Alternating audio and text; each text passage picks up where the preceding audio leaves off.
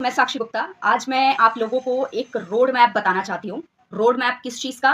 Road map इस चीज़ का कि अगर आप वकालत के क्षेत्र में आना चाहते हैं, कोर्ट में प्रैक्टिस करना चाहते हैं एक वकील के तौर पे, तो आपको कैसे शुरू करना चाहिए। तो ये वीडियो एक लॉ स्टूडेंट को भी हेल्प करेगा, एक जूनियर एडवोकेट को भी हेल्प करेगा, ठीक है? तो आपको जो आज मैं पूरा रोड मैप दिखा रही हूँ, उसको ध्यान से सुनिएगा, ठीक है? तो चलिए शुरू करते हैं। सबसे पहले आपने 12वीं पास कर लिया है, ठीक है? अब 12वीं पास करने के बाद पहला स्टेप क्या आता है कि मैं कॉलेज अच्छा कैसे ढूंढूं, बीएलएलबी कॉलेज। अब बीएलएलबी कॉलेज है तो सीधी सी बात है कि हर कोई अपने अपने कॉलेज को बेस्ट बता रहा होता है, लेकिन आपको बेस्ट कॉलेज कैसे ढूंढना है। तो एक मैं ट्रिक बता रही हूँ। जो स्टेट यूनिवर्सिटी के कॉलेजेस होते हैं ना, स्टेट यूनिवर्सिटी से एफिलेटेड कॉलेजेस होते हैं, जैसे कि मैं अपने छत्तीसगढ़ का बता रही हूँ। मेरे छत्तीसगढ़ में स्टेट यूनिवर्सिटी एफिलेटेड कॉलेजेस हैं सरगुजा यूनिवर्सिटी, दुर्ग यूनिवर्सिटी, अटल बिहारी वाजपेयी यूनिवर्सिटी, जिसको हम बिलासपुर यूनिवर्सिटी भी बोलते हैं, और रायपुर में जो यूनिवर्सिटी है पंडित रवि शंकर करके है, ठीक है? तो वो यूनिवर्सिटी, ये सारी यूनिवर्सिटीज जो हैं ये छत्तीसगढ़ में हैं। अब ऐसा नहीं है कि हर स्टेट यूनिवर्सिटी बहुत अच्छा काम कर रही है। मेरा सरगुजा यूनिवर्सिटी के साथ एक्सपीरियंस बहुत खराब रहा है। दुर्ग यूनिवर्सिटी के बारे में भी मैंने कुछ खास अच्छा नहीं सुना। तो छत्तीसगढ़ में अटल बिहारी वाजपेयी यूनिवर्सिटी बहुत बढ़िया काम कर रही है मेरे हिसाब से, क्योंकि अटल बिहारी वाजपेयी यूनिवर्सिटी से एफिलेटेड लॉ कॉलेज में ही मैंने एडमिशन लिया और मेरा एक्सपीरियंस अमेजिंग रहा। मतलब बच्चों के रिजल्ट से लेकर कोर्स कंप्लीट कराने से लेकर हर चीज़ को लेकर बड़े सतर्क रहते हैं। गरीब बच्चों को मदद करने से लेकर हर चीज़ को लेकर बहुत सतर्क और बहुत ही जिम्मेदार मैंने देखा व्यवहार। हाँ, हो सकता है कि शायद उनमें भी कुछ कमी हो, बट मेरा एक्सपीरियंस जो है वो मैं बता रही हूँ। तो आप इसी तरह से अपने स्टेट की जितनी भी यूनिवर्सिटीज़ हैं, उन यूनिवर्सिटी पर रिसर्च करिए कि कौन सी यूनिवर्सिटी का काम अच्छा है। आपको वहाँ के बच्चे ही बता देंगे, ठीक है? आप गूगल रिव्यूज़ में भी जाएंगे तो आपको कहीं ना कहीं आइडिया हो जाएगा कि कौन सा काम चलाऊ है। तो उस यूनिवर्सिटी से एफिलेटेड कॉलेजेस में आप एडमिशन ले सकते हैं, ठीक है? क्योंकि जब आप उसमें एडमिशन लेंगे तो आपकी फीस भी कम रहेगी, आपके एंट्रेंस एग्जाम्स के भी चांसेस कम रहते हैं। मैं तो जहाँ तक मुझे आइडिया है, एंट्रेंस एग्जाम्स नहीं होते हैं स्टेट यूनिवर्सिटी से एफिलेटेड कॉलेजेस में, बट कुछ कुछ अगर लेते होंगे तो वो आप देख लीजिएगा। तो एंट्रेंस भी नहीं देना पड़ेगा, कम पैसे में अच्छा कॉलेज भी मिल जाएगा और बढ़िया आप वहाँ से अपनी बीएलएलबी की पढ़ाई शुरू कर देंगे। अब यहाँ बात आती है कि मैडम मैं क्यों नहीं किसी बड़े हाई फाई कॉलेज से स्टार्ट करूँ पढ़ाई, क्यों मैं अच्छी मोटी फीस देने वाले कॉलेज से पढ़ाई स्टार्ट करूँ, क्यों मैं एंट्रेंस क्रैक करके ना लूँ कॉलेज एलएलबी का। तो मैं कहूँगी कि देखो, इतना इमोशनल होने की ज़रूरत नहीं है। फैक्ट बता रही हूँ मैं आपको। तुम्हारी एलएलबी को सिर्फ तभी तक इज्जत दी जाएगी जब तक तुम एलएलबी कर रहे हो। एलएलबी के बाद तुम्हारा कोई इज्जत नहीं है। मतलब जितना ह्यूमिलेशन फील होता है ना after LLB, I am telling you literally, आप अपने सीनियर्स, अपने कॉलेज, अपने प्रोफेसर, अपने जूनियर्स, इन लोग के सामने तो आप ऐसे खड़े हो जाओगे, मैं भी एलएलबी होल्डर हूँ, मैं भी लॉ ग्रेजुएट हो गया हूँ, ठीक है? लेकिन जब आप कोर्ट में घुसोगे ना, आपको ना वॉचमैन भी ढंग से बात नहीं करेगा आपसे। भैया मैं लॉ ग्रेजुएट हूँ, ओके, रजिस्टर्ड हो बार काउंसिल में, रजिस्ट्रेशन हो गया। हाँ हाँ, अब तो मेरा रजिस्ट्रेशन हो गया, मैं एडवोकेट बन गया हूँ, ऑल इंडिया बार क्लियर किया है, ऑल इंडिया बार क्लियर करके आए। भैया आपका ऑल इंडिया बार भी क्लियर हो गया है। हाँ हाँ ठीक है, किस वकील के साथ काम कर रहे हो? और भैया अभी तो कोई सीनियर नहीं मिला है। ठीक है, सीनियर भी ढूंढ लिए। भैया अब इनके साथ काम कर रहा हूँ। कितना पाते हो? भैया वो सीनियर जो काम दे दें और थोड़ा मोड़ा जो मिल जाए। अपने खुद के कोई केस हैं? ठीक है, केस भी ले आए, अपना कर रहे हैं। मामला कैसा चल रहा है, क्लाइंट खुश है? तो भैया मैं लिटरली बता रही हूँ, वकालत के क्षेत्र में हमेशा आपको कहीं ना कहीं वो ह्यूमिलेशन कोई ना कोई फील कराने वाला आ जाएगा, ठीक है? और दूसरी चीज कि एलएलबी का कोई स्पेशल रोल नहीं रहता है वकालत जब आप करने के लिए कोर्ट में घुसते हो, क्योंकि जो आप लॉज पढ़ के आते हो उस लॉज का कुछ खास उतना ज्यादा प्रॉफिट नहीं होता आपको अपनी वकालत के धंधे में, क्योंकि हर केस के अपने लॉज हैं। कोई आप ये नहीं बोल सकते कि हाँ मैंने 3 साल की पढ़ाई में जो लॉज पढ़े थे वो लॉज ही इनफ हैं इस केस के लिए। नो, जो आप 3 साल की एलएलबी की पढ़ाई में जो आपने पढ़ा है ना, वो वकालत के क्षेत्र का, कानून के क्षेत्र का 0.1% भी नहीं है। पढ़ाई तो असली शुरू होती है जब आपके पास क्लाइंट आता है, अपना मामला रखता है और जब आपको उसमें रिसर्च करना होता है। मेरे से कोई रैंडम ऐसा केस आकर पूछता है यहाँ पर कमेंट सेक्शन में, मैडम मेरा ऐसा ऐसा मामला है, आप मेरे को बता दो इसमें क्या करना है। मैं यही बोलती हूँ कि इन लोग मतलब क्या मतलब मेरे को क्या, मैं कोई रोबोट चिट्टी हूँ? भाई ऐसे नहीं होता है, रिसर्च करनी पड़ती है उस मैटर से रिलेटेड कि अभी के लेटेस्ट केस लॉस क्या हैं। ऐसे नहीं होता है, ठीक है? और इसी वजह से लीगल एडवाइजिंग के भी पैसे लगते हैं, क्योंकि भैया बंदा रिसर्च करता है लेटेस्ट चीज को लेकर। अगर वो लेटेस्ट इन्फॉर्मेशन नहीं देगा, कोई पुरानी इन्फॉर्मेशन दे देगा जो उसने पहले पढ़ी हुई है, तो फिर अलग बवाल मचने। तो इसलिए वही चीज़ मैं आपको कह रही हूँ कि लीगल एडवाइजिंग करना, या कोई रैंडम आपसे क्वेश्चन भी पूछता है ना, तो उसका भी जवाब देने के लिए आपको रिसर्च करनी पड़ती है, हर बार एक न्यू रिसर्च करनी पड़ती है, क्योंकि आप पुराने केस लॉज पे डिपेंडेंट नहीं हो सकते। हर दिन कुछ ना कुछ चेंजेस हो रहे हैं न्यायपालिका में, हर दिन एक नए फैसले आ रहे हैं। तो आप इस चीज़ को समझिए कि कुछ ना कुछ डिफरेंसेस, कुछ ना कुछ अपडेटिंग्स होती ही रहती हैं। आप अगर इस गलतफ़हमी में कि आपने एलएलबी कर लिया, आप बहुत बड़े तुपचंद हो गए हो, no, LLB is a formality. LLB is a formality. आज से ये दिमाग में घुसा लो। तुम एलएलबी में 50% लाओ, 60% लाओ, 70% लाओ, 100% लाओ, किसी को कोई मतलब नहीं है। If you don't have the experience of the court proceedings, if you don't have that legal researcher mindset, if you don't have that potential to understand the client's case in the legal language, in the legal manner, समझ गए?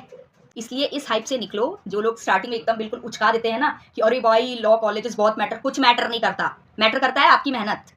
अगर आप अच्छे से पढ़ना चाहो तो आप एक सिंपल कॉलेज से भी पढ़ सकते हो, और नहीं पढ़ना है तो फिर कुछ नहीं। और दूसरी चीज़ कि 3 ईयर एलएलबी में आप जो भी पढ़ते हो उसका कुछ बहुत बड़ा रोल नहीं रहता है एडवोकेसी में। असली खेल शुरू होता है आपका कोर्ट में आने के बाद। असली लर्निंग आपकी वहीं से स्टार्ट होती है, और बुक्स तो ज़िंदगी भर पढ़ना है।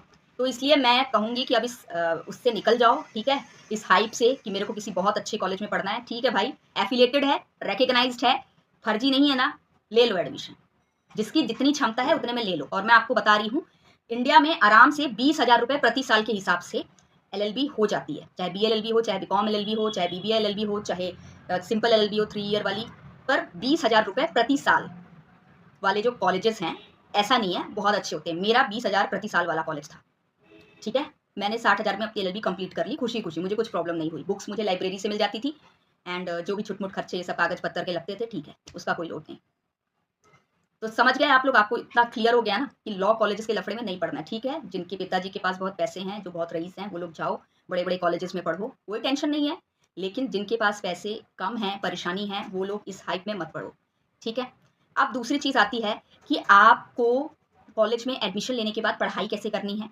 तो पढ़ाई किस टेक्निक से करनी है, कैसे करनी है, उस पर मैंने ऑलरेडी वीडियो बनाया हुआ है। प्लीज़ आप लोग जाकर उस वीडियो को मेरे चैनल पर देखो, ठीक है? लिंक भी अगर आप मैं डाल देती हूँ डिस्क्रिप्शन में, आप वहाँ से भी देख सकते हो। इसके बाद आप पढ़ाई कर लिए, क्वालिफाइड हो गए। अब क्वालिफाइड होने के बाद आपको क्या करना है? क्वालिफाइड होने के बाद आपको जल्द से जल्द स्टेट बार काउंसिल, जो भी आपका नियरेस्ट स्टेट बार है, जहाँ से आप प्रैक्टिस स्टार्ट शुरू करना चाहते हो, वहाँ के स्टेट बार में जाकर आप अपना एनरोलमेंट करा लो एज एन एडवोकेट, ठीक है? 2 ईयर्स का आपको प्रैक्टिसिंग सर्टिफिकेट मिल जाता है, जो कि ऑल इंडिया बार एग्जाम के रजिस्ट्रेशन फॉर्म को भरते टाइम आपको लगेगा ही लगेगा। अगर आपके पास स्टेट बार काउंसिल का एनरोलमेंट जो सर्टिफिकेशन वो देते हैं, वो अगर आप एनरोल्ड नहीं हुए स्टेट बार काउंसिल में, तो आपको एआईबी एग्जाम में नहीं बैठने दिया जाएगा। इसलिए स्टेट बार का लाइसेंस उठाना बहुत ज़रूरी होता है, जल्द से जल्द। तो वो आप उठाओ और ऑल इंडिया बार एग्जाम में बैठ के आप अपना वो भी क्वालिफाइड कर दो। इसके बाद आप निश्चिंत। लेकिन अब बात आती है प्रैक्टिकल एक्सपीरियंस की। बेवकूफ़ हैं मेरी ही तरह वो लोग जो कि एलएलबी के बाद प्रैक्टिस या अपनी एक्सपीरियंस लेने का सोचते हैं। मेरी तो मजबूरी थी, मुझे ऐसा नहीं है मैंने कोशिश नहीं की। मैंने कोशिश की थी, लेकिन क्योंकि शाम टाइम पर मैं ट्यूशन्स पढ़ाती थी, मुझे फाइनेंशियली सपोर्ट नहीं मिला है। आफ्टर 12th मुझे फाइनेंशियल सपोर्ट फैमिली से नहीं मिला है, ना खाने को, ना रहने को, ना पढ़ने को, ठीक है? तो मुझे खुद ही सारी चीज़ें करनी थी। इस वजह से मैं शाम को ट्यूशन्स पढ़ाती थी। अब शाम को मैं ट्यूशन पढ़ा रही हूँ और सुबह कॉलेज जाना भी कंपलसरी है, क्योंकि एलएलबी प्राइवेट नहीं होती है। एलएलबी क्या होती है? रेगुलर होती है। तो वहाँ पर जाना पड़ता था, तो मैं एंगेज रहती थी, तो मैं कैसे करती प्रैक्टिस? मेरे को भगा देता था कोई भी वकील होता था। तो इसलिए अल्टीमेटली मुझे, जब मैंने कंप्लीट कर ली अपनी एजुकेशन एलएलबी की, तब ही मैं प्रैक्टिस कर पाई। उसमें भी मुझे ये होता था कि शाम को तो मुझे ट्यूशन पढ़ाने जाना ही है, क्योंकि सीनियर तो स्टार्टिंग में पैसे देगा नहीं ना। ना मेरे पास अपने खुद के कोई क्लाइंट था, ना इतना बुद्धि है कि मैं केस लड़ूँ, क्योंकि भाई सीधी सी बात है, अब ये जब एक्सपीरियंस ही नहीं तो कैसे केस लड़ोगे? तो मेरे को अल्टीमेटली शाम को ट्यूशन पढ़ाना ही था। तो बस मैं सुबह से लेके 4 बजे तक ही सीनियर के साथ रहती थी। तो सीनियर का भी दिमाग घूमे रहता था कि ये क्या है? तो इस वजह से मेरी बहुत ज़्यादा मेरे को बहुत परेशानी हो गई। बट जिनके घर की स्थिति इतनी ख़राब नहीं है कि उनको अपने रहने, खाने, पढ़ाई सबका इंतज़ाम अकेले ही करना है, अगर उनके पेरेंट्स उनको खाने, रहने भर का भी अगर दे दे रहे हैं और कॉलेज का भी दे दे रहे हैं, कॉलेज क्योंकि बहुत ज़्यादा नहीं, 20,000 कितनी बड़ी चीज़ है, ऐसा नहीं है। पेरेंट्स पढ़ाई के लिए इतना नहीं सोचते हैं, अपने आप को बेचारे अपना सब ज़मीन जायदाद बेच के पढ़ा देते हैं। बस आप में इतनी साफ-सुथरापन होना चाहिए कि यार मेरे पेरेंट्स अगर इतनी मेहनत करके पैसे दे रहे हैं, तो मुझे उनको कुछ करके दिखाना है अपनी लाइफ़ में अच्छा। तो आप इतना मान के चलो कि ऐसा नहीं है, बहुत रेयर ही लोग होते हैं जिनको इतनी ज़्यादा परेशानी झेलनी पड़ जाए पढ़ाई में। अदरवाइज़ पेरेंट्स लोग बेचारे अपना खाने, रहने और आपकी पढ़ाई का ज़िम्मा मोस्ट ऑफ द पेरेंट्स लेते ही हैं। तो क्या कहते हैं, आप अगर थोड़ी-सी भी आपके घर की स्थिति अच्छी है, आपको रहने खाने का इंतज़ाम है, आपकी पढ़ाई का पैसा भी आ रहा है, आप फर्स्ट ईयर से ही एलएलबी के फर्स्ट ईयर से ही किसी सीनियर को ज्वाइन कर लो। अब कुछ लोग बोल रहे हैं कि सीनियर हम कैसे ढूंढें, हमको समझ नहीं आ रहा। तो एक काम करो, किसी दिन कॉलेज से छुट्टी लेकर अपने दोस्त के साथ या अकेले आप कॉलेज में चले जाओ। वही ड्रेस पहने पहने ही, कोर्ट का मतलब जो आपका कॉलेज का ड्रेस है ना, आप कोर्ट में चले जाओ, किसी दिन अकेले ही चले जाओ और वही कॉलेज का ही ड्रेस पहने पहने चले जाओ और आईडी कार्ड लगाए लगाए चले जाओ। तो आपको कॉलेज मतलब आपको कोर्ट में कोई रोकेगा नहीं, समझ जाएंगे लॉ स्टूडेंट है। वहां पर आप जाओ और वहां पर एडवोकेट से बोलो कि सर मुझे आपके अंडर में इंटर्नशिप्स करनी है, सीखना है, ठीक है, मेरे को पैसों का कोई वो नहीं है, आप मेरे को बस काम दो करने का, मेरे को थोड़ा एक्सपीरियंस मिले, या एटलीस्ट मेरे को ऑब्जर्वेशन के लिए ही रख लो कि आप जो भी काम कर रहे हो उसको ऑब्जर्व करूँ चुपचाप। एक आदमी मना करेगा, दूसरा मना करेगा, तीसरा मना करेगा, चौथा मना करेगा, पांचवा मना करेगा, छठवां मना करेगा, सातवां तो हाँ बोलेगा। आसपास जो जितने भी रजिस्ट्रार ऑफिस वाले, जितने अदर एम्प्लॉयज बैठे रहते हैं कोर्ट के, उनसे बात करो, उनसे डिस्कस करो, जाओ बात करो, शुरू करो। बार काउंसिल का जो रेस्ट रूम रहता है ना, जहाँ पर वकील लोग बैठ के थोड़ा आराम करते हैं, चाय पानी पीते हैं, वहां जाओ, वहां पूछो, वहां पर से कई नंबर रखो और एक सीनियर से निराश मत हो। 20, 30, 40 सबसे बात करो, कोई ना कोई हाँ बोलेगा, कोई ना कोई आपको बुलाएगा। अगर फीमेल एडवोकेट्स हैं तो मैं कहूंगी कि अभी स्टार्टिंग आप फीमेल एडवोकेट से ही करो, फीमेल सीनियर से ही करो ना, फिर धीरे से मेल सीनियर्स को आप चूज करना शुरू करना, क्योंकि मे भी शायद आपके थोड़े से आपकी सिक्योरिटी के लिए इशू हो सकता है। तो क्या कहते हैं, क्योंकि कुछ लोग होते हैं गंदी नीयत के, बट क्या कहते हैं मेल्स जो हैं उनको तो कोई प्रॉब्लम ही नहीं, लड़कों को तो आप आराम से निश्चिंत होकर जाओ और इस तरह से शुरू करो। तो शाम टाइम का अगर आपको किसी सीनियर ने बोल दिया कि ठीक है 4 घंटे आ जाओ मेरे पास बैठो, काम देखो कैसे होता है, तब तो वाह वाह। आप एक नियम बना लो कि मेरे को सुबह से लेकर दोपहर तक कॉलेज में रहना है और शाम को मेरे को क्या करना है, जैसे हम ट्यूशन जाते थे ना स्कूल टाइम पे कि स्कूल में रहे फिर ट्यूशन चले गए, वैसे ही आप ऐसे शाम को सीनियर के ऑफिस चले जाओ और वहां से 8-9 बजे जब भी आपको फ्री हो आप वहां से आ जाओ, बस अपना खाए पिए, अपना थोड़ी मोड़ी पढ़ाई लिखाई किए, फिर सो गए, फिर सुबह निकले। ये मेहनत अगर आपने 3 साल कर ली तो अभी तो चलो ये है कि पेरेंट्स हैंडल कर ले रहे हैं, आपको कहने को भी हो जाएगा कि भाई मैं पढ़ाई कर रहा हूँ, लेकिन जब 3 साल बाद आपको AIB क्वालिफाइड करके जब आप एडवोकेट हो जाओगे, जब आप किसी सीनियर के अंडर में काम करोगे, तो वो सीनियर आपको अजूबी निगाह से नहीं देखेगा कि आ गया ऐसी कोई लोलू पोलू फिर से LLB क्वालिफाइड करके अब मेरा सर खाएंगे इन लोग। तो उसको ऐसी फीलिंग ना आए, वो जब देखे तो यही पूछे भैया किस कॉलेज से पढ़े हो, काफी कुछ पता है आपको तो तब आप बताना कि कॉलेज से नहीं पढ़ा हूँ, मैंने सीनियर ज्वाइन कर लिया था स्टार्टिंग से ही। तो बोलेंगे अरे बहुत बढ़िया है। और एक और चीज मैं बोलूंगी कि हर व्यक्ति को वकील बनने से पहले 2-हैंडेड टाइपिंग सीख लेनी चाहिए। ये एक तरह से प्रोटेक्टर का काम करता है। प्रोटेक्टर का काम मतलब कि आपको प्रोटेक्ट करने का काम करता है, आपको भूखे नहीं मरने देता है वकालत के धंधे में। कैसे?